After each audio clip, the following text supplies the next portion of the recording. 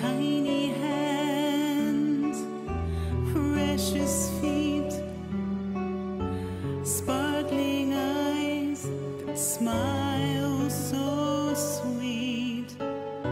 What a wonder God has made in you.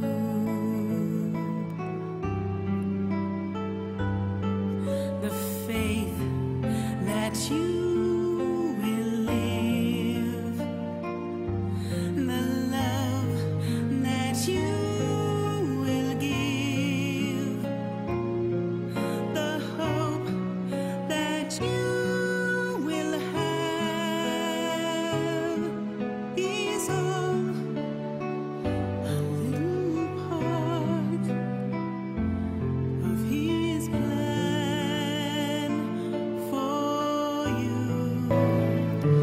Tiny hands, precious feet, sparkling eyes that smile so sweet.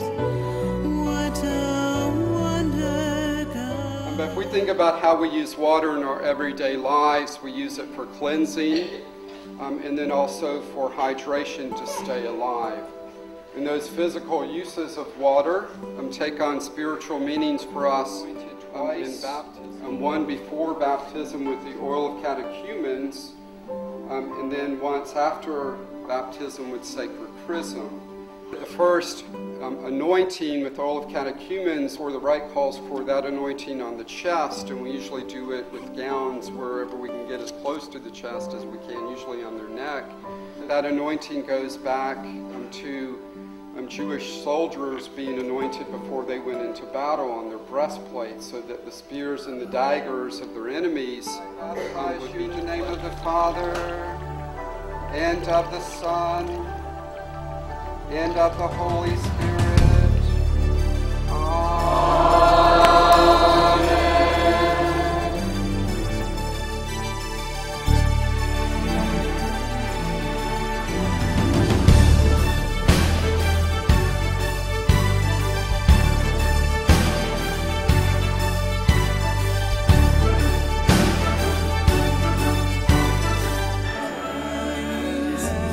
Precious feet, sparkling eyes that smile so sweet.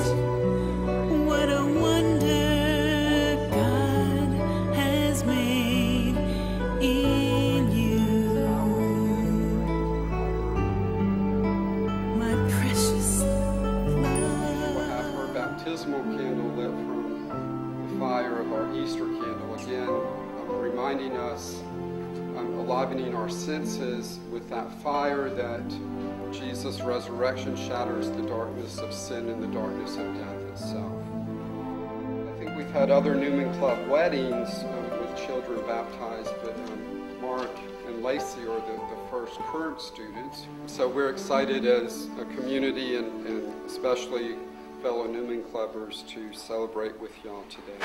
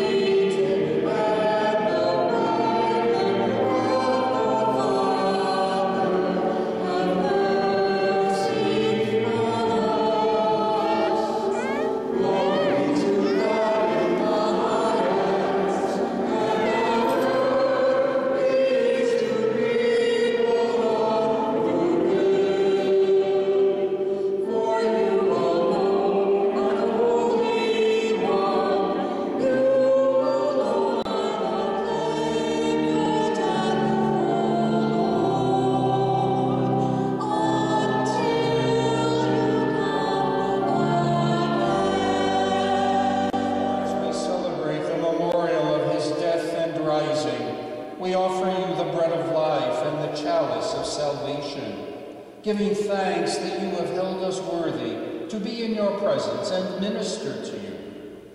Humbly we pray that partaking of the body and blood of Christ, we may be gathered into one by the Holy Spirit.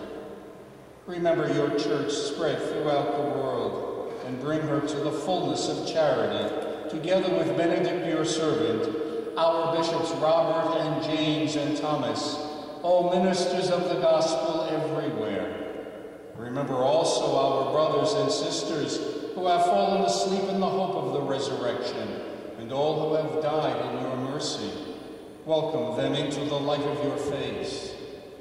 Have mercy on us all, that with the Blessed Virgin Mary, Mother of God, with the blessed apostles, and all the saints who have pleased you throughout the ages, we may merit to be co-heirs to eternal life, and may praise and glorify you through your Son, Jesus Christ. And with him and in him, O God, Almighty Father, in the unity of the Holy Spirit, all glory and honor is yours forever and ever.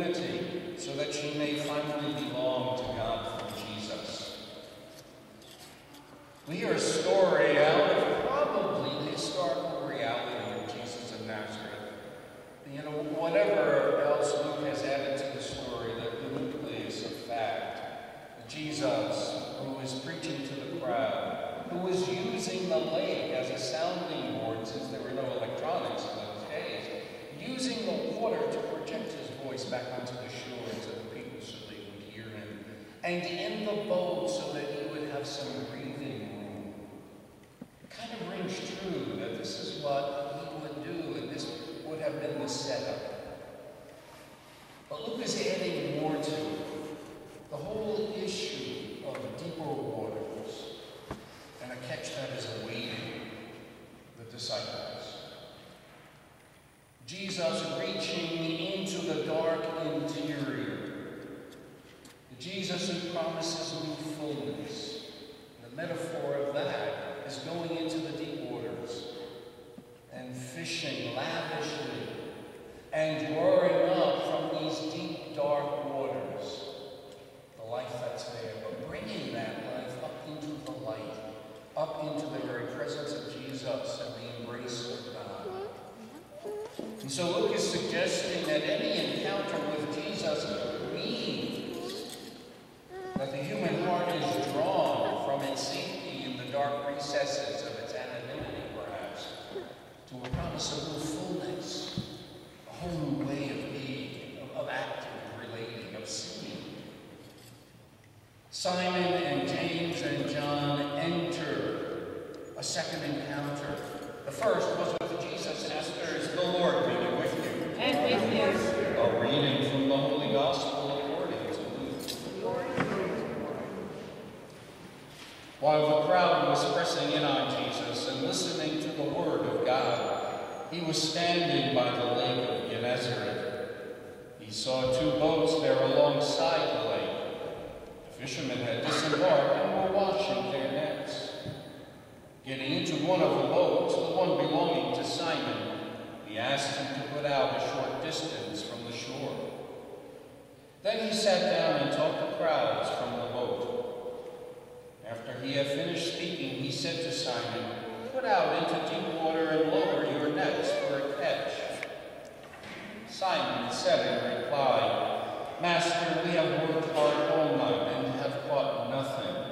At your command, I will lower the nets."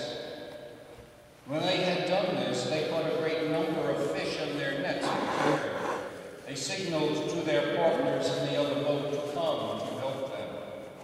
They came and filled both boats, so that the boats were in danger of sinking. When Simon Peter saw this, he fell at the knees of Jesus and said, "Depart from me, Lord, for I am a sinful person."